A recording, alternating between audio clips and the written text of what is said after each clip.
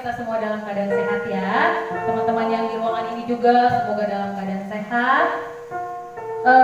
Teman-teman, tahu kita harus mengurangi berkelompok-kelompok dulu, mengurangi untuk berkunjung kemanapun, ya kan?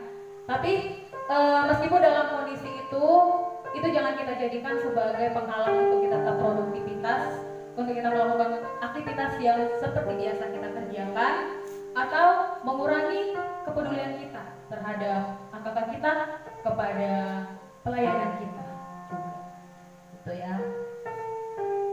Teman-teman, hari ini kita akan berjam doa. Biasanya setiap kita mau mendoakan pelayanan kita terlebih dahulu diarahkan sama pengurus untuk berpuasa, ya kan? Nah, biasanya kalau kita setelah berpuasa, kita buka puasanya di mana ya teman-teman? Di mana? Di secret, ya kan? Dan kita membatalkan puasa kita dengan santapan kacang hijau ya teman-teman. Nah, semua merindukan kacang hijau tersebut, saya juga. Cuma kita sama-sama tahu kita ya jangan dulu untuk bertemu gitu. Jadi semoga nanti di kemudian hari kacang hijaunya bisa kita santap lagi ya teman-teman.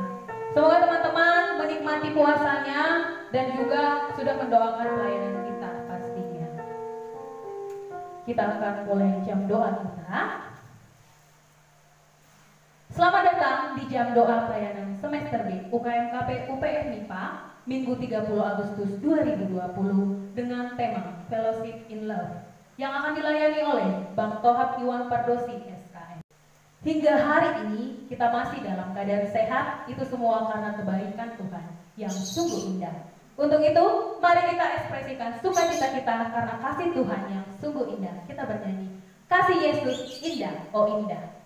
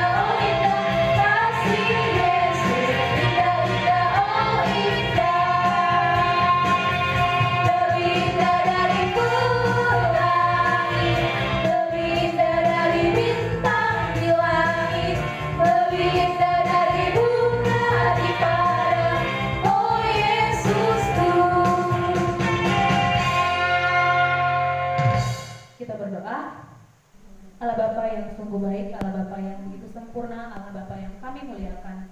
Kami bersyukur ya Tuhan buat setiap kebaikan Tuhan, buat setiap penyertaan Tuhan. Hingga hari ini Tuhan, kami masih bisa menikmati pelayanan, kami masih bisa bersekutu. Itu semua karena kebaikan Tuhan. Tuhan, saat ini kami akan berjam doa. Biarlah Engkau Allah yang ada di tengah-tengah kami. Biarlah dari setiap yang akan kami mohonkan nanti kepadamu Allah yang akan menghendaki. Kau berkati ibadah kami ini Tuhan, kami serahkan seluruhnya ke dalam tangan. Di masa pandemi ini ada banyak hal yang sudah kita rasakan. Kebosanan, kekhawatiran, dan kekecewaan.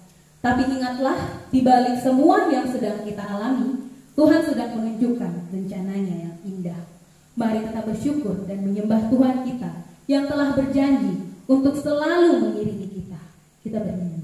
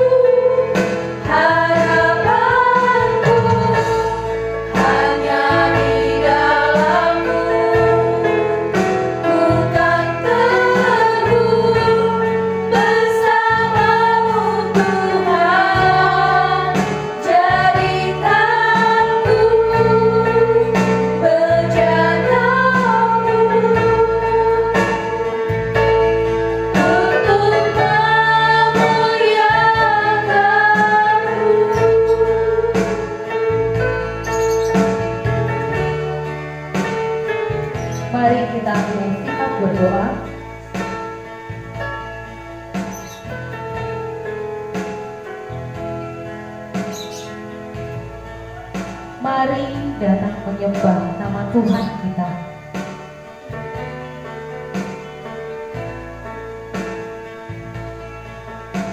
Sembahlah nama Tuhan kita yang telah menjadikan segala sesuatu.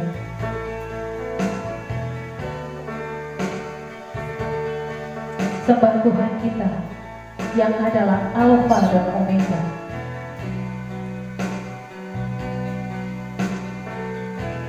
Sembah Tuhan yang pikirannya tak pernah dapat kita selamat.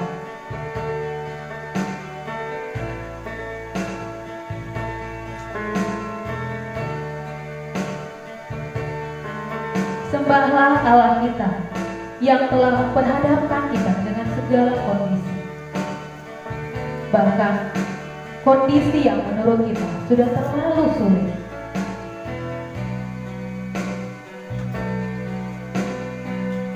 Kami sekarat Tuhan, dalam masa pandemi ini, kami telah kekurangan banyak hal.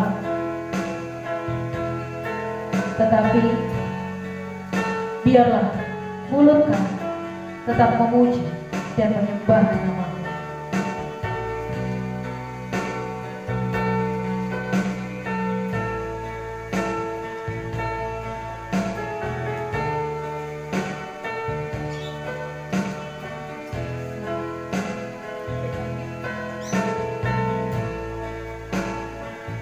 Kami juga mau bersyukur ya Allah, karena kebaikan-Mu, hanya karena pertolongan-Mu, kami masih ada hingga hari ini. Kami masih berkecukupan, masih bisa bertemu dengan orang-orang yang kami kasihi. Kami masih bisa beraktivitas, kami masih bisa melayani Tuhan.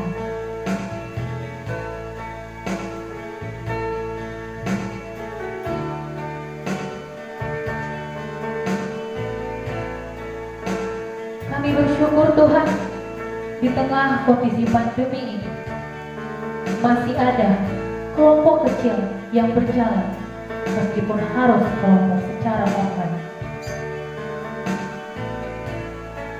Kami mau bersyukur buat studi ataupun tugas akhir yang masih bisa dilaksanakan walau harus secara daring.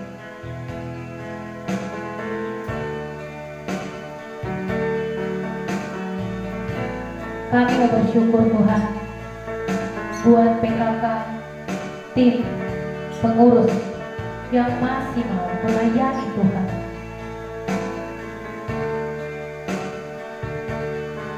Kami bersyukur karena hingga hari ini pelayanan ini masih ada.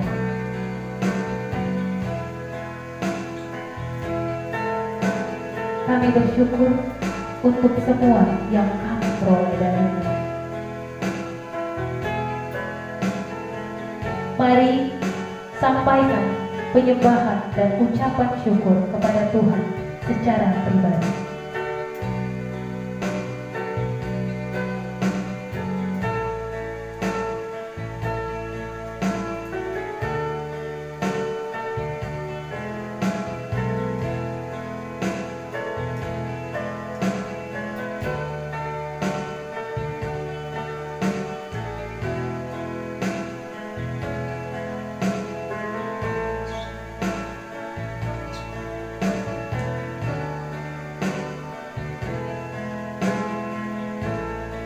Amin.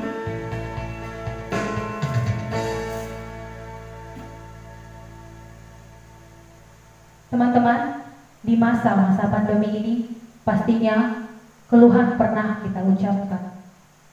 Kita hanya ingin hidup kita senang terus. Kita lupa untuk mau menderita baginya.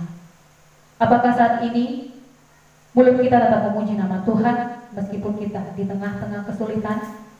Mari datang dengan sikap tunduk di hadapan Allah untuk mengakui segala kesalahan dan dosa kita. Kita bernyanyi, murnikanku.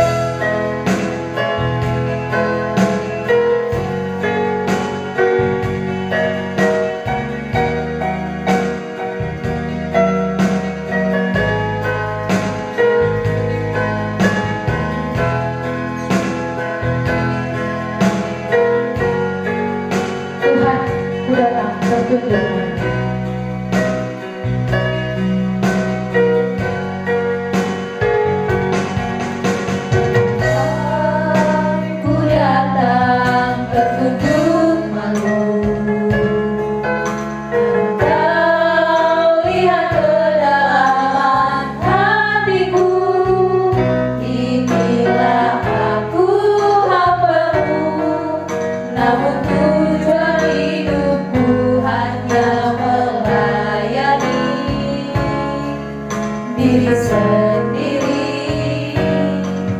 Sesungguhnya aku hamba dunia, terpikat oleh kesenangan fana akan harta dan kuasa, kebanggaan hati beri belas kasih-Mu. Oh Tuhan, murnikanku tekad di hatiku, agar ku sesaja menderita denganmu. Murnikanku, arahkan mata hatiku, agar ku setia padamu. Kembali kita ambil sikap berdoa.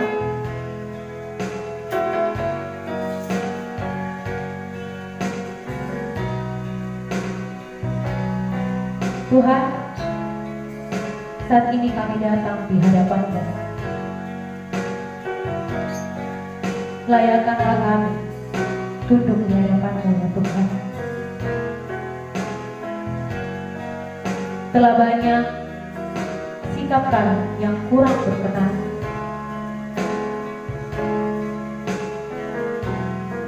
Kami terlalu khawatir. Kami lupa kami punya Allah yang lebih besar dari masalah yang sedang kami hadapi.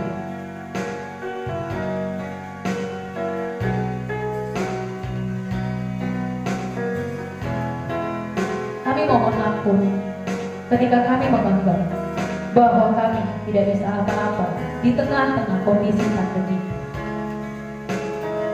Kami mohon ampun Tuhan ketika kami lebih banyak diam dan hanya mengeluh tanpa mencari tahu apa yang dapat kami lakukan.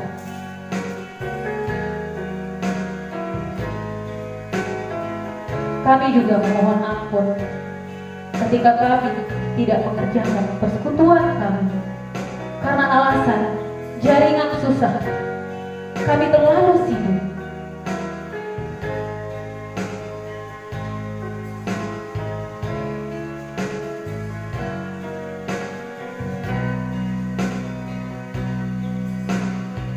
Bahkan terlalu banyak alasan yang kami buat ketika kami terus diingatkan untuk kelompok kecil.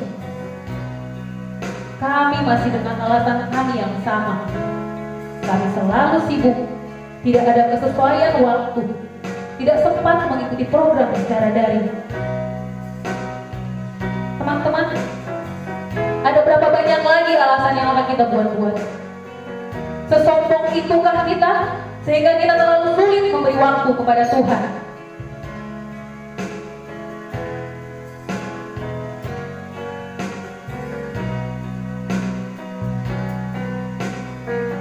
Bukankah masa pandemi ini adalah masa terdiam untuk kita? Masa yang paling tepat untuk kita semakin giat mencari tahu rencana Tuhan. Kita masih berputar-putar di kedagingan kita, teman-teman.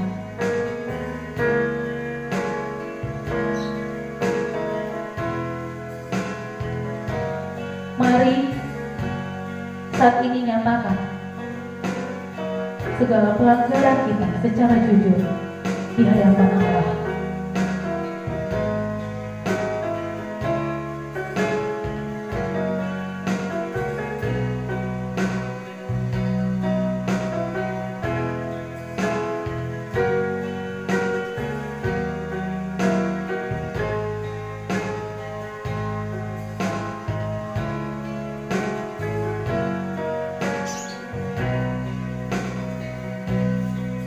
Murnikan kami Tuhan, agar kami selalu setia padamu.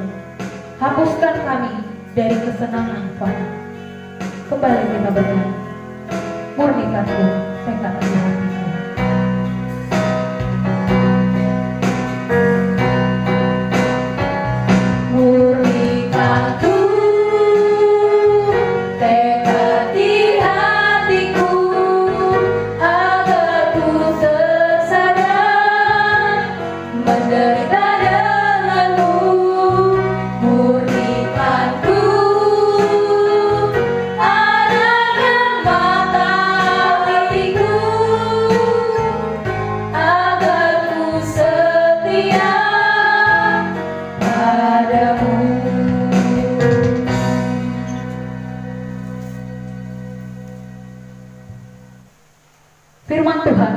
merupakan fondasi untuk setiap pelayan-pelayan Tuhan. Firman Tuhan yang selalu mengajarkan kita untuk setia. Saat ini kita akan mendengarkan firman Tuhan. Mari kita siapkan hati dan pikiran kita. Kita bernyanyi. Nyanyikan lagi bagiku firman kehidupan, dan di akhir pujian diserahkan kepada Bang Tohab untuk menyampaikan firman.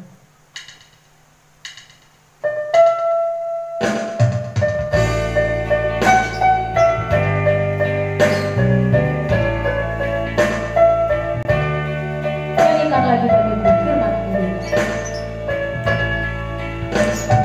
Nyanyikan lagi bagiku firman kehidupan. Sungguh mulia dan merdu firman kehidupan. Firman yang terindah, ajarku setia. Indah benar, ajaib benar, firman kehidupan. Indah benar, ajaib benar, firman kehidupan.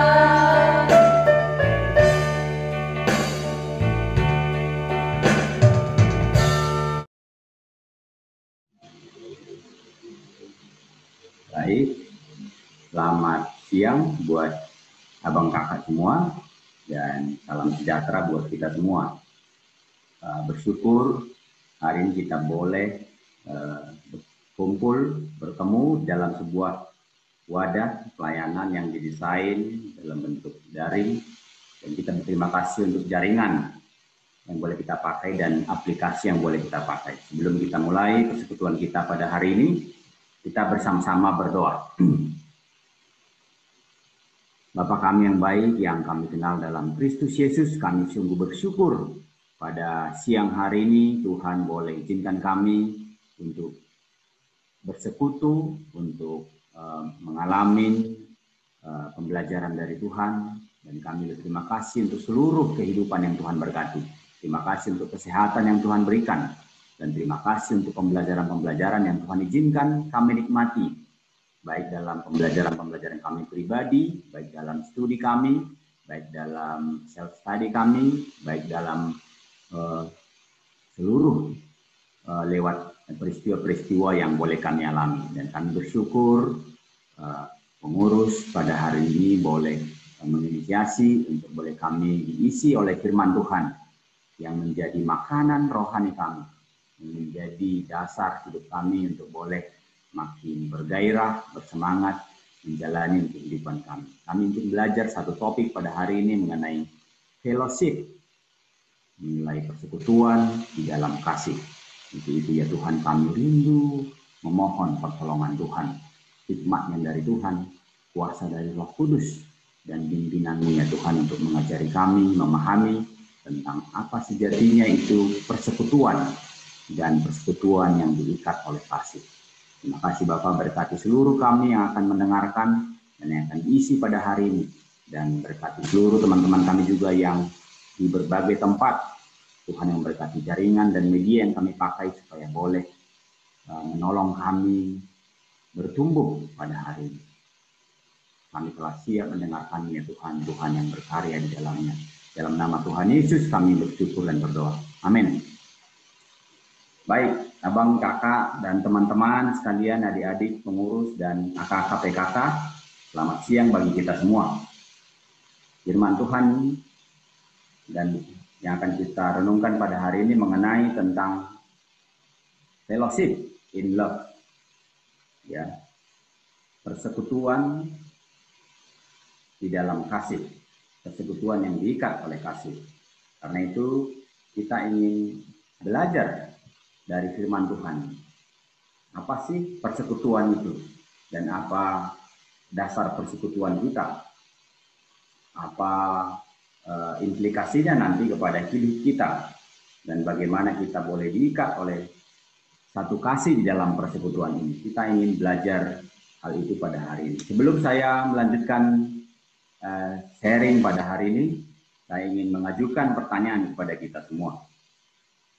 Pertanyaannya adalah, Apakah semua persekutuan itu mengalami apa yang dimaksud dengan fellowship?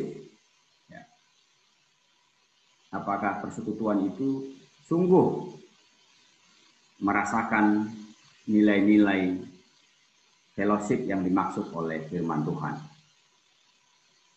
Ya, kita mungkin bisa mengeceknya dan bisa kita sampaikan di live chat apa yang terbersit di pikiran kita juga mengenai fellowship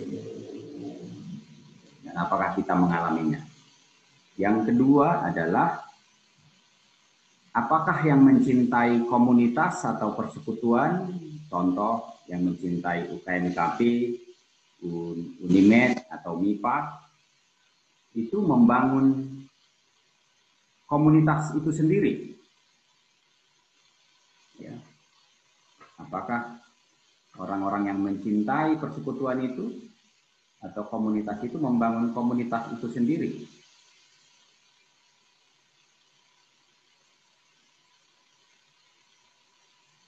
Yang berikutnya, yang terakhir adalah apakah komunitas atau persekutuan kita dipanggil untuk menerima setiap orang apa adanya, menerima kelebihan-kelebihan dan kekurangannya. Kemudian kita di dalamnya saling menyembuhkan dan memulihkan luka-luka dan segala perbedaan-perbedaan atau konflik. Kita bisa sampaikan pendapat kita masing-masing. Ya. Baik. Apa itu persekutuan? Ya. Seperti apa sih yang dimaksud dengan sekutu menurut Tuhan, ya, menurut firman Tuhan? Kalau kita baca Mazmur 133 ayat 1, di situ disampaikan bahwa sungguh alangkah baiknya dan indahnya apabila saudara-saudara diam bersama dengan rukun. Ya, sungguh dalam Mazmur Daud ini, dia melihat fellowship atau persekutuan itu jauh lebih dalam dari apa yang kita pikirkan. Yaitu sungguh disampaikan itu. Sungguh alangkah baiknya dan indahnya. Alangkah baik dicatat di situ sebuah kata yang sangat apresiatif, ya, yang sangat mengandung pujian. Sungguh alangkah baiknya dan indahnya apabila saudara-saudara diam bersama rukun dalam dan hidup bersama gitu, dengan rukun. Disebutkan di situ bukan hanya saudara-saudara seiman, ya, nggak ada disebutkan di situ saudara-saudara seiman, saudara-saudara seagama, saudara-saudara sebangsa, nggak ada disebutkan di situ. Saudara-saudara sefakultas, seuniversitas. Tapi jauh lebih luas daripada mungkin yang kita pikirkan. Ketika Daud menuliskan ini, Daud adalah seorang yang sangat setia, dipakai Tuhan untuk satu panggilan membangun satu bangsa, satu umat yang besar, yang di dalamnya ada berbagai macam suku. Ya. Ada 12 suku orang Israel. Ada sebelumnya sudah ada perpecahan-perpecahan, ada konflik di dalamnya, ada saling membunuh di dalamnya, gitu ya. Ada saling merebut tanah di bangsa itu sebelum-sebelumnya. Gitu. Tapi Daud menuliskan di sini adalah sungguh alangkah baik dan indahnya apabila saudara-saudara diam bersama, tinggal bersama, hidup bersama. Hidup bersama dicatat bukan hanya hidup bersama biasa-biasa saja, tapi hidup bersama dengan rukun. Diam bersama dengan rukun. Wow, itu satu kata, kalau kita eksegesis itu satu katanya sangat dalam artinya tentang rukun. Rukun itu saling mengasihi, rukun itu saling menerima, rukun itu saling menyembuhkan, Rukun itu saling menghormati, respect others. Dan banyak definisi yang dalam tentang rukun. Dan itu bisa hidup bersama, itu bisa tinggal bersama, itu bisa saling membangun, itu bisa saling menguatkan. Abang, kakak, dan teman-teman semua, dasar firman Tuhan ini mengenai persekutuan, mengenai hidup bersama, saya lihat dari satu buku yang ditulis oleh Dietrich Bonhoeffer, judulnya tentang hidup bersama. Ya. Dan buku ini sangat menarik untuk bisa menolong saya memahami tentang arti sebuah komunitas atau fellowship. Baik, ya. Jangan kita menganggap suatu hak mutlak bahwa orang Kristen memiliki keistimewaan tinggal di antara orang Kristen lain. Bahwa persekutuan yang diharapkan Tuhan Yesus buat kita adalah Yesus Kristus yang harus menjadi Tuhan, yang harus tinggal di tengah-tengah musuhnya. Bukan hanya di tengah-tengah anak-anaknya yang mencintai dia, tapi Yesus Kristus, teladan Kristus yang tinggal di antara para musuh-musuhnya. Kalau kita lihat tentang teladan Kristus, sebenarnya dia, murid-muridnya sendiri juga pada akhirnya semua meninggalkan dia. Apakah itu sebuah persekutuan antara Yesus dengan murid-muridnya? Di kayu salib juga ia benar-benar sendirian, dikelilingi oleh penjahat-penjahat dan pencemooh. Justru untuk itulah ia datang. Untuk itulah ia ingin membangun fellowship, relasi, persekutuan dengan orang-orang yang sudah meninggalkan dia, orang-orang yang sudah di dalam dosa. Oke. Jadi persekutuan yang diharapkan adalah sebenarnya intinya fellowship adalah untuk membawa love, membawa damai kepada para musuh-musuh Allah. Kita bisa tahu apakah kita adalah orang-orang yang membawa damai. Itulah sebenarnya arti fellowship. Membawa harapan baru, membawa semangat baru, menggairahkan, merangkul. Jadi fellowship adalah tempat orang Kristen bukan hanya di pengasingan atau bukan diasingkan di satu tempat dikumpulkan, bukan itu arti fellowship. Tapi melainkan di tengah-tengah lawannya Tuhan Yesus. Ya, di tengah-tengah musuhnya Tuhan Yesus. Di sanalah tugas fellowship. Di sanalah arti kehadiran persekutuan. Ya, di sanalah pekerjaan-pekerjaan fellowship itu nyata. Ya. Jadi kehadiran kerajaan atau fellowship itu berada di tengah-tengah musuhnya Tuhan. Biasanya orang dan pengalamannya dari sejarah gereja, sejarah kekristenan, kalau kita baca nanti di Kisah Para Rasul, bahwa mereka yang satu roh itu, yang satu jiwa itu, bertekun di dalam persekutuan itu, mereka untuk bisa hadir di tengah-tengah orang yang belum kenal Tuhan. Hadir di tengah-tengah orang yang belum mengalami pertumbuhan. Dan mereka bertekun di situ. Abang, kakak, dan teman-teman semua, dan adik-adik semua, para pemimpin kelompok, tentu kita mungkin berbeda yang kita pikirkan sebelumnya tentang fellowship. Tapi jauh lebih dalam dari situ adalah bahwa kalau kita melihat tentang teladan Kristus, bagaimana dia hadir dan membangun persekutuan dengan anak-anaknya, dia rela menderita. Dia rela sendirian. Dia rela mengalami dikucilkan, tapi dia terus mau datang, dia terus bergairah untuk melihat ciptaan yang berharga itu. Dan ia yang tidak rela menderita atau tidak mau menjadi bagian dalam kerajaan Kristus, ia hanya mau berada di antara teman-teman yang sama dengan dia, yang sama dengan kita, duduk di antara mawar dan bakung, bukannya dengan orang-orang jahat, tetapi dengan orang-orang saleh. Martin Luther mengatakan, oh, kalian para penghujat dan pengkhianat Kristus.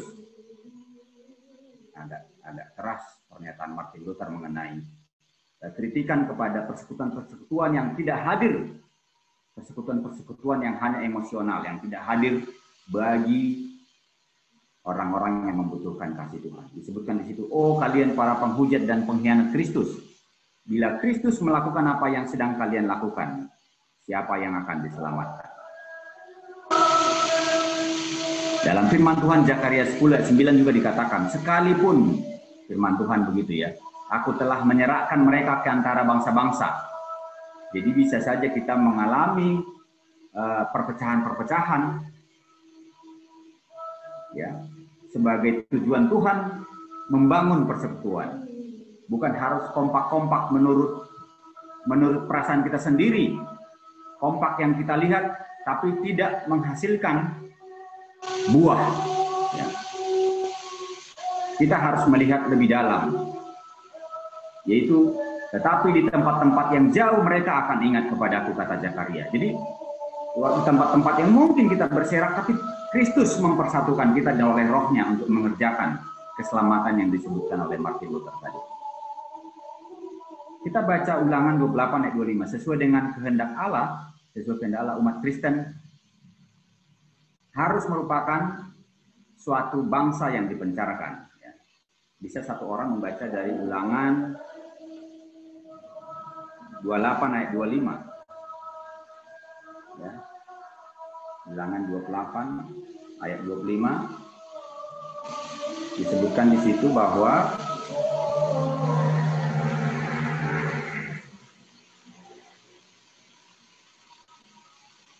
Tuhan akan membiarkan engkau terpukul kalah oleh musuhmu. Bersatu jalan engkau akan keluar menyerang mereka, tetapi bertujuh jalan engkau akan lari dari depan mereka, sehingga engkau menjadi kengerian bagi segala kerajaan di bumi. Ya bisa saja Tuhan memang menyerahkan kita, tapi itu adalah bagian dari persekutuan. Orang-orang yang mengalami Tuhan adalah bisa mengalami seperti itu. Kita jangan langsung mengukur persekutuan ketika sudah mulai berbeda, ketika sudah mulai pecah, kita nggak kompak. Padahal sebenarnya mungkin Tuhan sengaja menghamburkan benih-benih itu supaya kerajaan itu makin berbuah. Nah, Bang Kakak dan teman-teman semua mungkin agak berbeda dengan apa yang kita bayangkan sebelumnya. Kita harus kompak dalam KMKP, kita harus ke sana kemari sejalan gitu ya.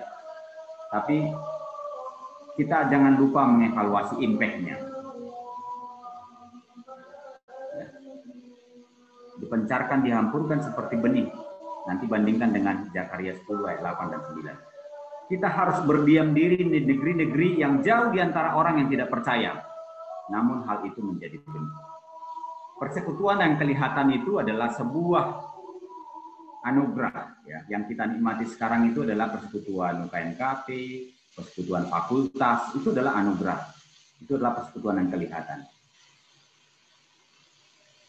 Tapi sering kita lupa ada persekutuan yang tidak kelihatan, yang Tuhan kerjakan sendiri oleh rohnya.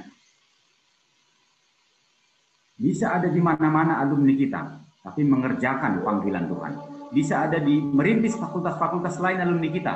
Bisa ada merintis sekolah-sekolah alumni kita, dan mereka juga adalah bagian dari persekutuan kita. Bisa ada AKK kita yang berjuang di kampungnya untuk bisa keluar dari pergumulan-pergumulannya sendiri. Tapi persekutuan kita yang sering kita hanya sebutkan fellowship adalah yang kita bisa lihat sendiri, yang kelihatan. Adik-adikku sekalian, dan itu yang kelihatan itu adalah sebuah anugerah. Harusnya yang tidak kelihatan juga bisa kita melihatnya sebagai bagian dari fellowship. Ada banyak mungkin PKK-PKK kita yang berjuang, kita tidak tahu bagaimana perjuangannya. Dan itu adalah bagian dari fellowship. Dasar yang membangun kita adalah anugerah Allah. Hanya oleh anugerah Allah sebuah persekutuan, anak-anaknya diizinkan berkumpul secara nyata di tengah-tengah masyarakat.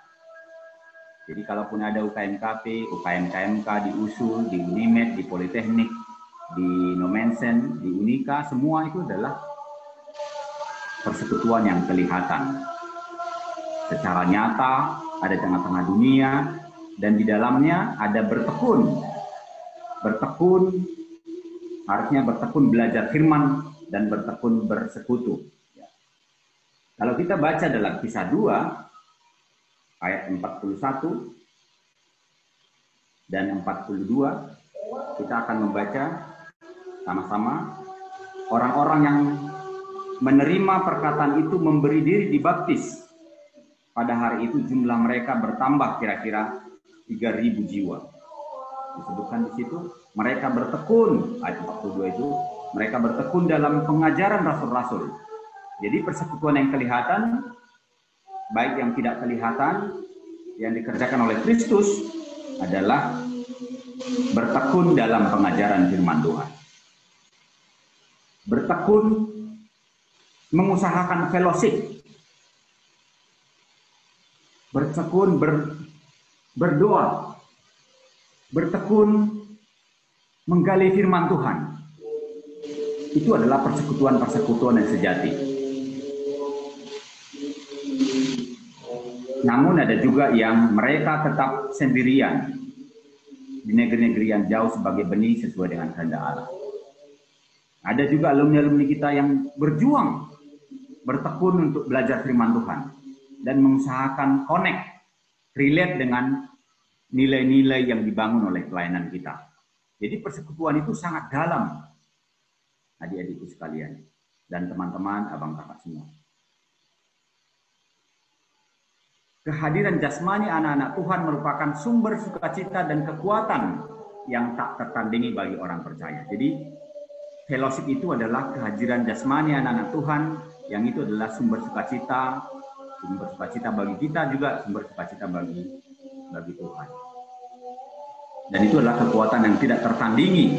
Kita punya resources, kita punya kekuatan, kita punya sumber daya, pengurus, pemimpin kelompok, calon-calon pemimpin kelompok yang ada di kota Medan, yang ada di mana-mana, apalagi sekarang ini adalah pandemi, bisa berada di mana-mana.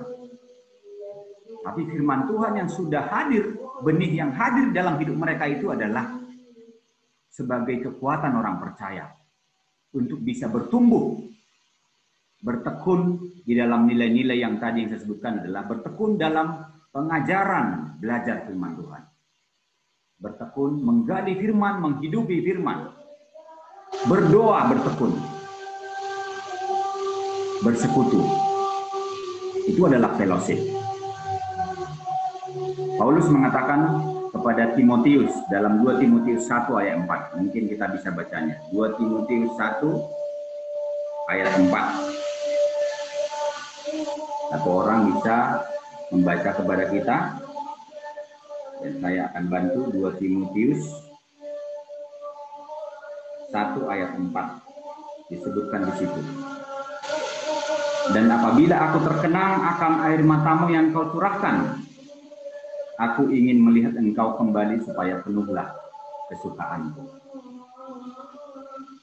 Disebutkan di situ adalah di ayat 2 itu, 2 Timotius 1 ayat 2 adalah ada kata-kata kepada Timotius, anakku yang terkasih, ya, anakku yang kekasih di dalam iman, di dalam nilai-nilai fellowship.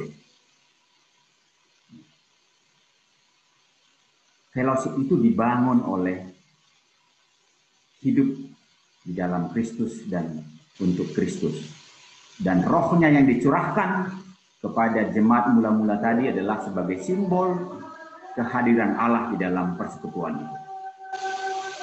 Setelah rohnya disampaikan, dicurahkan kepada orang-orang yang mau mengenal Tuhan, anak-anaknya itulah menjadi sebuah persekutuan yang diikat oleh Roh Kudus. 1 Tesalonika 3 ayat 10, sebenarnya ini adalah surat-surat Paulus. Dia tidak ada lagi hadir di tengah-tengah persekutuan bersama Timotius. Timotius sudah menggembalakan jemaat di Efesus, dan juga ada yang menggembalakan jemaat di Tesalonika, surat-surat ke Tesalonika.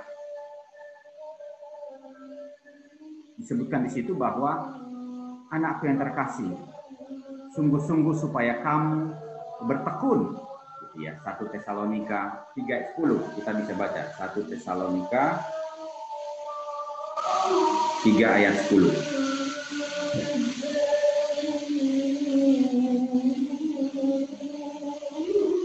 Disebutkan di situ bahwa siang malam kami berdoa sungguh-sungguh. Ya, jadi ini surat Paulus. Ada kata kami, berarti Paulus enggak sendirian. Dan ini adalah surat sudah dari menuju akhir hidupnya. Ada Silwanus, ada Timotius. Jadi kepada jemaat Tesalonika disebutkan di situ. Ayat 10 itu disebutkan bahwa 1 Timotius 3 itu, siang malam kami berdoa sungguh-sungguh supaya kita bertemu muka dengan muka dan menambahkan apa yang masih kurang dalam iman. Teman-teman sekalian, persekutuan yang dimaksud Paulus di sini adalah persekutuan yang diikat oleh kasih. Persekutuan yang diikat oleh Roh Kudus, yang diikat oleh Kristus. Dan dia sungguh-sungguh ingin bertemu muka dengan muka dengan jemaat di Tesalonika. Sangat rindu sekali berarti. Abang kakak, teman-teman, dan pengurus semua PKK, sejauh mana kita mengalami nilai-nilai persekutuan ini dalam diri kita, kuat, mengakar sebagai sebuah karakteristik ciri khas keunikan pelayanan kita adalah persekutuan. Kita dibangun oleh persekutuan. Bagaimana kita bisa merasakan kerinduan yang dalam seperti yang dirasakan oleh Paulus. Siang malam disebutkan di situ. Siang malam kami berdoa sungguh-sungguh. Ini adalah waktu jam doa kita. Siang malamkah kita berdoa? Atau hanya karena ada acara didesain kita berdoa? Kita bisa merefleksikan arti persekutuan kita. Pengalaman persekutuan kita. Kita disebutkan di situ sungguh-sungguh supaya kita bisa bertemu muka dengan muka. Mungkin kita masih banyak nggak bisa bertemu muka dengan muka. Antar pengurus, antara PKK dan adik kelompok, semuanya di dalam situasi yang sulit ini. Tapi kita bisa membangun semangat persekutuan walaupun dimanapun, dari manapun kita berada. Ya. Jadi apa sih fellowship itu? Ya, kalau kita bisa menyimpulkan, fellowship itu adalah persekutuan melalui dan di dalam Yesus Kristus. Persekutuan yang diikat oleh keselamatan, oleh pengalaman mengalami Kristus dalam diri kita secara pribadi. Itulah fellowship. Kalau setiap orang mengalami persekutuan dan hidup di dalam Yesus Kristus, itulah arti fellowship yang sesungguhnya. Tidak ada persekutuan yang lebih atau kurang daripada itu. Apakah itu pertemuan singkat? Mungkin hanya sekali dua kali bertemu dengan adik kelompoknya semester ini. Tapi kalau ada mengalami Kristus, mengalami pengalaman disambut oleh Kristus, come and follow me, kata Tuhan kepada kita, dan kita meresponnya, menyambutnya, itulah persekutuan. Itulah fellowship. Persekutuan itu apakah waktunya kita bisa bersama-sama yang nampak kelihatan di muka sebentar, itu merupakan persekutuan asal mengalami pertumbuhan di dalam Kristus. Persekutuan yang harian bertahun-tahun bisa saja. Tapi ada juga persekutuan yang harian bertahun-tahun tidak mengalami pertumbuhan, stuck. Kita harus mengevaluasi semua diri kita. Apakah kita masih tetap di dalam fellowship yang disebutkan oleh Alkitab, yang disebutkan oleh Tuhan, yang diharapkan oleh Tuhan. Kita memiliki satu dengan yang lain. Kita punya sense of belonging, rasa kepemilikan antara aku dengan dia, ya, karena kami sama. Jiwa kami sama, roh kami sama, gitu ya. Semangat kami, spirit kami sama, melalui dan di dalam Kristus Yesus. Apa artinya itu semua? Mengalami persekutuan diikat oleh di dalam Yesus Kristus dan melalui Yesus Kristus. Yaitu adalah anak-anak Tuhan yang tidak lagi mencari keselamatannya. Jadi fellowship itu adalah fellowship yang tidak hanya mencari keselamatannya lagi. Justru yang datang kepada orang lain, ya, kita bisa datang kepada orang lain hanya melalui Yesus Kristus. Kita bisa membangun dengan tepat orang lain hanya dalam Yesus Kristus. Kita telah dipilih dari kekekalan dan diterima di dalam waktu yang sekarang, dan dipersatukan untuk selama-lamanya di dalam fellowship itu. Itulah fellowship yang sejati. Fellowship yang sejati adalah kita mengalami Kristus, mengalami hidup di dalam Tuhan. Dan tema kita adalah di dalam kasih, di dalam love. Ya. Kita tahu tentang kasih. Coba kita baca masing-masing 1 Tesalonika 4 ayat 9 dan 10b.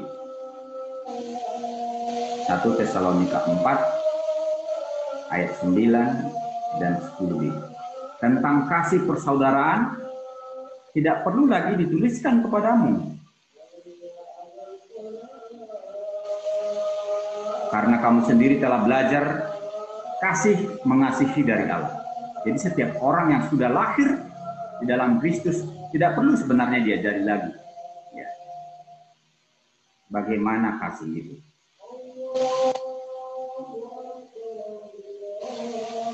Ayat 10 itu adalah supaya kamu lebih, ayat 10b, supaya kamu lebih bersungguh-sungguh lagi, bersungguh-sungguh melakukan kasih itu, mengalami kasih itu. Teman-teman, kalau kita tadi bicara dari awal tentang persekutuan, ya, kita mengalami kasih, tapi juga melakukannya disebutkan di sini Tesalonika ini. Tidak hanya menikmati kasih, tapi melakukannya kepada objek yang berbeda dengan kita, objek musuh-musuhnya Tuhan. Jadi dalam sekali sebenarnya tema kita hari ini, bahwa saudara dalam Tuhan, Allah telah meletakkan hidup bersama, belajar. Ya, kalau Filipi mengatakan saudara di dalam Tuhan, itulah fellowship. Apakah kita bisa menganggap yang lain saudara? Meletakkan hidup bersama, punya komunitas bertumbuh, punya komunitas belajar, belajar memiliki saudara, belajar menolong, belajar mau hadir kepada orang lain.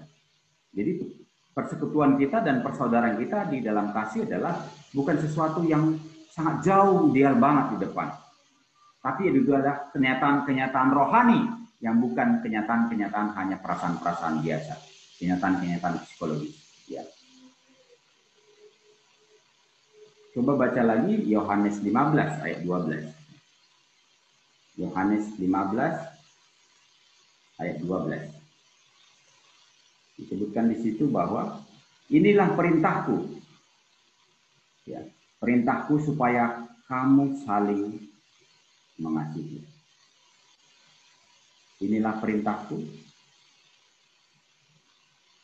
Yohanes 15 ayat 12. Supaya kamu saling mengasihi seperti aku telah mengasihi kamu. Itu perintah Tuhan. Dan semua inti dari hukum Taurat adalah kasih. Ini adalah perintah. Perintah yang utama adalah kasihilah Tuhan Allahmu dengan segenap hatimu. Dan perintah ini adalah sebutkan kamu akan nyata jikalau kamu saling mengasihi. Pertanyaannya adalah apakah di dalam persekutuan-persekutuan kita, di dalam KTB kita, di dalam keluarga kita makin mengasihi? Kasih yang seperti apa yang kita alami? Apakah kasih yang nyata dalam kehidupan yang nyata yang kita alami? Dan lebih dalam lagi di Roma disebutkan oleh Paulus bahwa hendaklah kamu saling mengasihi. Terus sama pesannya. Paulus mengatakan kepada jemaat Korintus yang waktu itu adalah banyak fenomena isu-isu sosial di daerah Korintus bahwa lakukan segala pekerjaanmu dengan kasih, dalam kasih, bukan dengan sungut-sungut. Lakukanlah segala tanggung jawabmu dengan kasih. Ibrani juga menyebutkan peliharalah kasih persaudaraan. Dan kalau kita baca di 1 Korintus 13 tentang kasih adalah bahwa disebutkan di situ adalah tidak ada gunanya kita memiliki segalanya. 1 Korintus 13. Sekalipun aku dapat berkata-kata dengan semua bahasa manusia, bahasa malaikat, artinya segala pengetahuan kita dapat, kita tahu, ini sampai bahasa malaikat pun dia tahu. Tetapi jika kalau aku tidak mempunyai kasih, aku sama dengan gong yang berkumandang dan canang yang gemericik. Persekutuan kita bukan hanya persekutuan, fellowship kita bukan fellowship yang tidak punya dasar, fellowship yang tidak memiliki fondasi, tapi yang humble, yang rendah hati, yang mau melayani sesamanya, yang mau peduli, care, yang mau hadir bagi pergumulan orang lain. Kasih yang mau terbuka hidup kita untuk dirasakan orang lain. Itu adalah kasih. Kasih yang adalah tanda fellowship kekristenan. Pertanyaannya, sejauh mana kita bisa memahami tentang kasih ini? Sekalipun aku mempunyai karunia untuk bernubuat, jadi yang di atas memiliki pengetahuan, bisa berkata-kata, punya kapasitas untuk itu. Yang berikutnya bisa bernubuat, bisa melihat, punya penglihatan. Tapi ada orang yang mungkin bisa melakukan itu semua. Sekalipun juga sampai dibilang ini memiliki iman yang sangat dalam kepada Tuhan. Dan bisa memindahkan gunung. Tetapi disebutkan situ, jikalau kamu tidak memiliki kasih, tetapi jikalau kamu tidak memiliki kasih, mempunyai kasih, sama sekali useless, tidak berguna, useless. Semakin kita mengalami Tuhan, semakin kita hidup dalam Tuhan, semakin bertumbuh dalam Tuhan, kalau makin kering nilai-nilai kasih kita, nilai-nilai pelayanan kita hanya hidup dalam fellowship kekristenan yang daring, yang sebenarnya sudah mungkin mulai mati, mulai menurun, mulai surut kasih itu. Sekalipun bisa saja unggul dalam banyak bidangnya, kita bisa bersaksi, kita bisa mengajar, kita bisa berkhotbah, kalau tidak memiliki kasih, tidak bertumbuh dalam kasih. Makanya doa Paulus selalu kepada jemaat yang dilayaninya, biarlah imanmu semakin bertambah dan kasihmu semakin melimpah di dalam Kristus Yesus. Selalu doa Paulus begitu kepada jemaat yang dilayani. Biarlah imanmu, bukan didoakan supaya mereka sukses, supaya mereka karirnya bagus-bagus, supaya makin kaya dalam finansial. Bukan itu doa Paulus selalu. Kalau kita baca semua tulisan-tulisan Paulus sebutkan adalah biarlah supaya imanmu makin teguh dan kasihmu semakin nyata. Kasihmu semakin nyata bagi semua orang. Dan kalau kita lanjutkan lagi teman-teman, tentang kasih yang disebutkan di 1 Korintus 13 ayat 4 sampai 5 disebutkan di situ adalah kasih itu sabar. Kasih itu murah hati. Ia tidak cemburu. Ia tidak memegahkan diri karena keberhasilan. Ia tidak sombong. Ia mau terus. Ia tidak melakukan yang tidak sopan. Dan tidak mencari keuntungan diri sendiri. Bukan untuk kepentingan sendiri dia mengerjakannya. Ia tidak marah dan tidak menyimpan kesalahan. Berarti makin rajin mengampuni. Makin cepat mengampuni.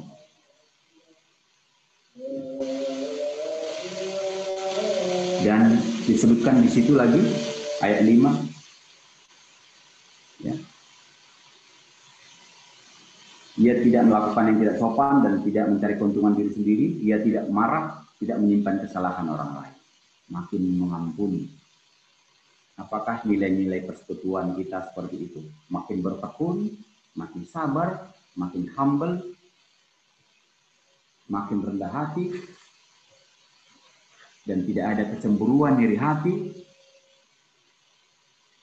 Sangat dalam fellowship di dalam kasih. Persekutuan di dalam kasih itu memberikan dampak seperti yang tertulis di dalam Kisah Para Rasul tadi, Kisah Para Rasul 2 ayat 41 dan 42 itu adalah dasar gereja yang di dalamnya adalah persekutuan di dalam kasih. Dasar semua anak-anak Tuhan. Pertanyaannya adalah apakah kita menemukan kasih di dalam persekutuan kita? Apakah kita makin saling mengingatkan? Apakah berjuang dengan semua potensi kita, bertekun untuk mendorong teman-teman kita saling mendoakan? Apakah mendorong adik-adik kita saling berbagi, mengupayakan apapun yang ada pada kita untuk saling mengetahui, saling mengenal, saling mengetahui kondisinya, saling mengetahui pergumulannya, saling mengetahui pertumbuhannya. Kita mau alamin kasih yang disebutkan oleh Paulus di sini kepada jemaat Korintus. Yang terakhir, saya ingin kita refleksi bagaimana nilai persekutuan kita, bagaimana fellowship kita dan konsep persekutuan kita selama ini. Sebagai penutup, saya ingin mengajak kalian juga menuliskan apa lesson learn-nya, apa best practice, apa pembelajaran-pembelajaran mengenai fellowship dalam kasih yang nyata kita alami dalam pelayanan kita selama ini. Apakah nyata kita aplikasikan kasih yang tadi? Apakah kita masih mencari-cari? Atau sudah belajar terus melakukan dalam diri kita? Dan apakah persekutuan kita itu, fellowship kita itu diikat Kristus menjadi nyata dalam pelayanan kita itu, dalam hidup kita masing-masing? Apakah kita mengalami pertumbuhan di dalam itu semua? Adik-adik sekalian, saya rindu kita merefleksikan hal itu.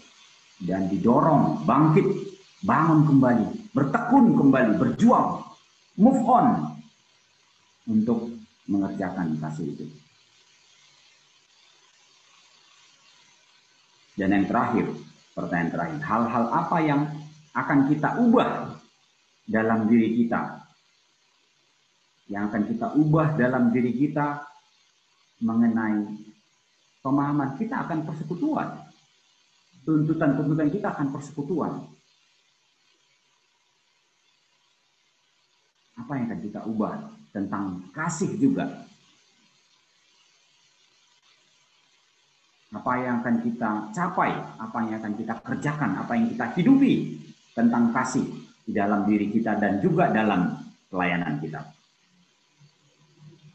Mungkin kita bisa sebutkan 1-2 komitmen yang akan kita kerjakan, baik dalam bertekun dalam pengajaran, baik dalam doa, baik dalam berelasi dengan orang lain, bertekun membangun fellowship.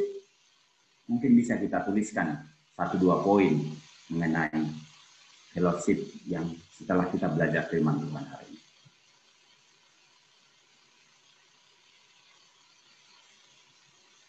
Amin, kita bersatu dalam doa. Bapa yang baik yang kami kenal dalam Kristus Yesus, kami sungguh mensyukuri kami hidup di dalam anugerah Tuhan. Ditolong kembali untuk belajar memahami arti persekutuan, arti fellowship yang benar. Arti persekutuan yang sejati, fellowship yang hanya melalui Kristus dan di dalam Kristus. Kami bersyukur Tuhan untuk firman-Mu menolong kami, menggerakkan kami membuka wawasan kami, mengevaluasi diri kami, bagaimana itu bisa terkerjakan, bagaimana itu bisa terbangun di dalam diri kami juga dalam pelayanan kami. Terima kasih Tuhan untuk hari ini, ajar kami bisa menerapkan hal itu dalam hidup kami secara pribadi juga dalam pelayanan kami ke depan. Ajar kami juga ingin membangun kasih itu makin lebih dalam, makin penuh di dalam diri kami masing-masing, supaya nyatalah ya Tuhan bahwa ciri khas pelayanan kami adalah persekutuan, dan ciri khas persekutuan kekristenan kami dibangun di dalam kasih.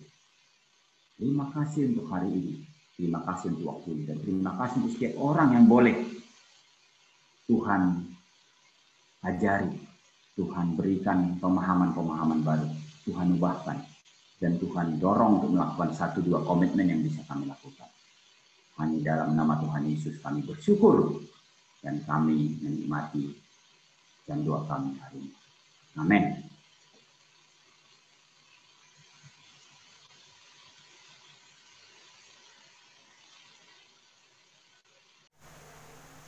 Demikian firman Tuhan yang baru kita dengarkan, yang mengajarkan kita untuk selalu bertekun dalam pengajaran dan persekutuan kita.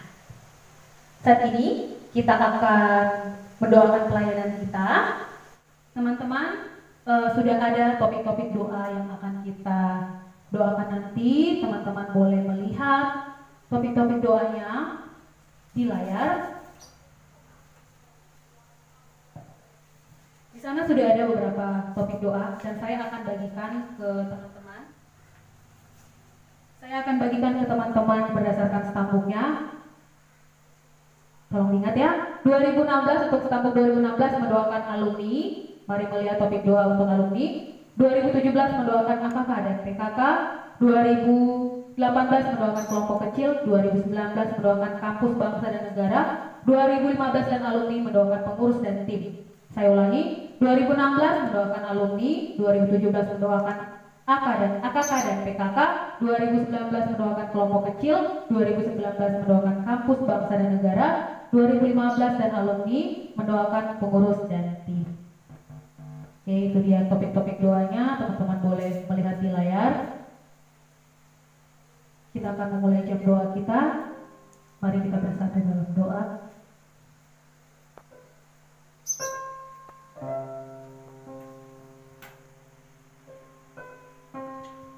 Ya Allah, layakkanlah kami untuk kembali datang padamu. Engkau Allah yang kami yakini dan yang kami percaya, juga yang kami andalkan.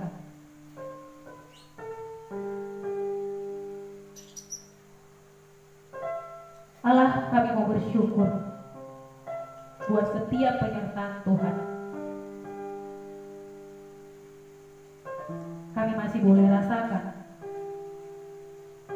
lewat pelayanan UKMKP UPF MIPA.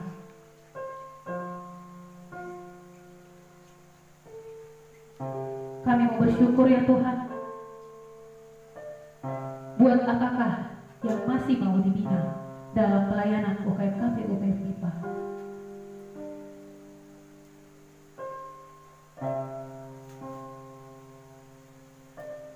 Kami bersyukur buat PKK mahasiswa dan alumni yang masih memberi komitmen untuk memimpin selama 1 semester.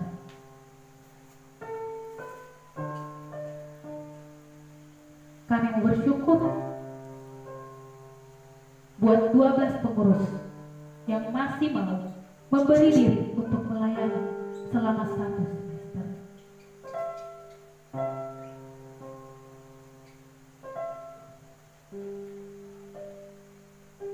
Kami bersyukur ya Tuhan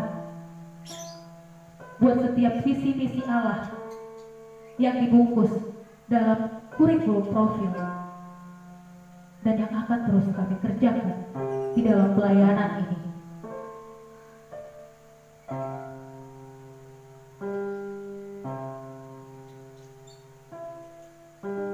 Kami bersyukur ya Allah ketika masih ada kelompok kecil yang rindu untuk dibina.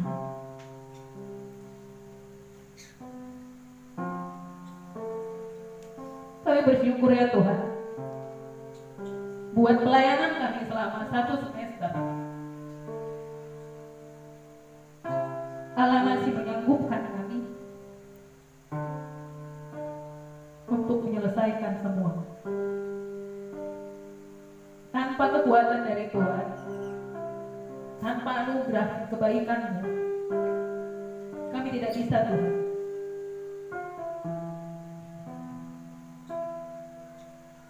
Dan saat ini kami mau berdoa Tuhan, untuk kami akan memulai lagi pelayanan kami di semester B. Berkatilah ya Tuhan.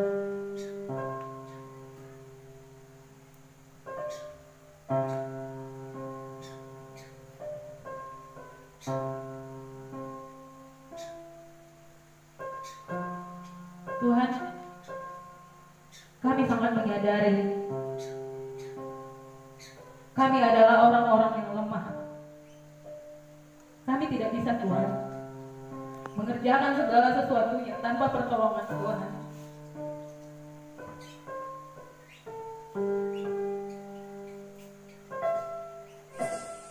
Saat ini kami akan menyampaikan segala permohonan kami. Teman-teman, mari sampaikan untuk topik doa. Mari sampaikan semua permohonan kita kepada Allah.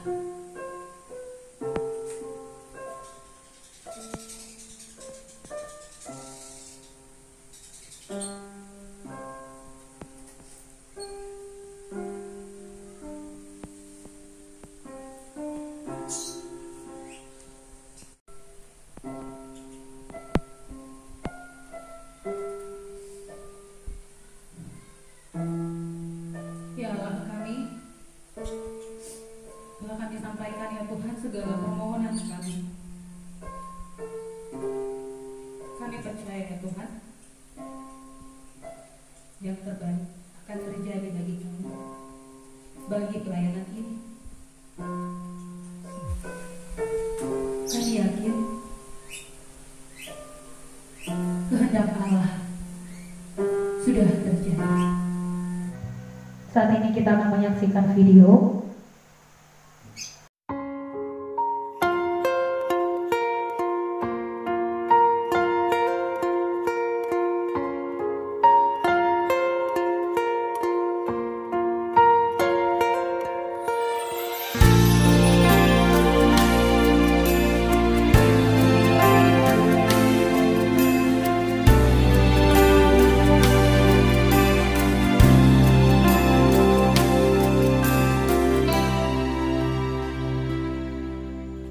Kau penyelamatku, Kau kekuatanku, bagiku Kaulah yang terindah, pribadi yang sempurna.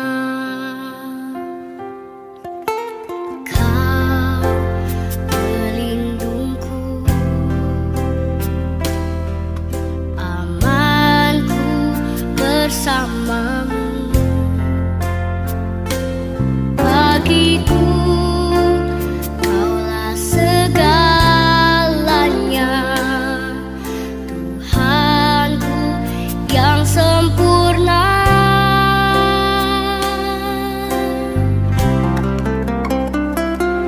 Yesus, aku di tangan-Mu. Yesus,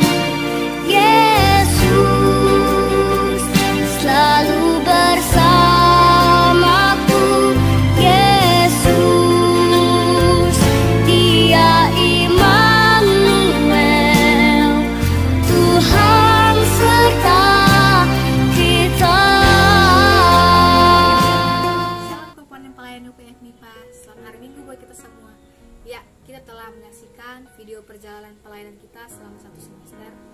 Ada banyak hal yang telah terjadi, bahkan ada yang di luar dari harapan kita. Mungkin saat ini kita sedang rindu untuk duduk di tikar yang sama. Namun, kondisi sekarang mengharuskan kita harus berada di rumah dulu untuk kebaikan kita bersama. Ya, meskipun begitu kakak-kakak dan teman-teman, kita tidak boleh berputus asa dan juga tidak boleh menyerah. Karena pastinya Tuhan punya rencana yang terbaik buat kita semua. Untuk itu, mari bekerja sama untuk mewujudkan visi dan misi pelayanan kita, bekerja sama untuk meningkatkan pemuritan kita, membangun persekutuan dan menjadi berkat bagi sama kita di tengah-tengah kehidupan kita. Saat ini kita akan menutup jam 2 pelayanan kita. Mari kita satukan hati, kita berdoa. Ya Allah Bapa kami yang maha baik, yang bertata di dalam kerjaan surga, kami bersyukur ya Allah atas penyertaan-Mu sepanjang hari ini. Kami bersyukur ya Allah atas penyertaan-Mu. Engkau menyertai kami di ibadah jam 2 pelayanan kami hari ini ya Tuhan. Terima kasih untuk segalanya. Terima kasih untuk firman yang boleh Engkau sampaikan kepada kami ya Tuhan. Biarlah kiranya Tuhan firman-Mu menghidupi kami di tengah-tengah kehidupan kami. Tuhan yang baik, kami juga bersyukur untuk napas kehidupan dan juga keselamatan yang Kau berikan kepada kami. Saat ini Tuhan, kami telah menaikkan pujian dan sembah kami di hadapan. Biarlah kiranya itu semua berkenan di hadapan. Kami juga Tuhan telah memanjatkan permohonan kami Tuhan di jam 2 pelayanan kami ini. Biarlah kiranya Tuhan mendengarkan doa-doa kami ya Tuhan. Tuhan, kami juga berdoa untuk pelayanan kami ini ya Tuhan. Terima kasih karena Kau masih mengizinkan kami Tuhan untuk boleh bersama-sama mengerjakan pelayanan ini ya Tuhan. Kami berdoa Tuhan untuk setiap komponen pelayanan, baik PKK, KKK, pengurus tim, alumni. Biarlah kiranya kami Tuhan sehati dan sepikir dalam mengerjakan bagian kami. Tuhan, kami juga berdoa untuk pelayanan kami ke depannya ya Tuhan, program, strategi, dan juga kegiatan pemuritan yang akan kami kerjakan di semester B. Biarlah kiranya Tuhan menyertai kami, mengurapi hati kami ya Tuhan. Kami juga berdoa ya Tuhan untuk setiap orang-orang yang melayani di dalam pelayanan ini ya Tuhan. Kau Tuhan yang boleh menyertai dan memberkati kami ya Tuhan. Kami juga mengaku Tuhan bahwa kami adalah orang-orang yang berdosa. Kami adalah orang-orang yang tidak lepas dari kesalahan. Ampuni kami ya Tuhan. Ampuni kami karena kami sering melupakan Tuhan, sering melupakan persekutuan kami ya Tuhan. Tapi biarlah kiranya Tuhan, kami boleh belajar menjadi pribadi yang lebih baik lagi ya Tuhan. Ini kami Tuhan, anak-anak Tuhan, kami serahkan hidup kami serahkan pelayanan kami ini ke dalam tangan pengasihan-Mu. Di dalam nama Tuhan Yesus Kristus kami berdoa dan mengucap syukur. Amin. Ya, demikianlah ibadah jam 2 pelayanan kita hari ini. Terima kasih buat kakak dan teman-teman yang telah mengikuti ibadah hari ini. Kiranya kita semakin semangat melayani dan Tuhan Yesus memberkati. Kan ke PUP, Pak. Semangat!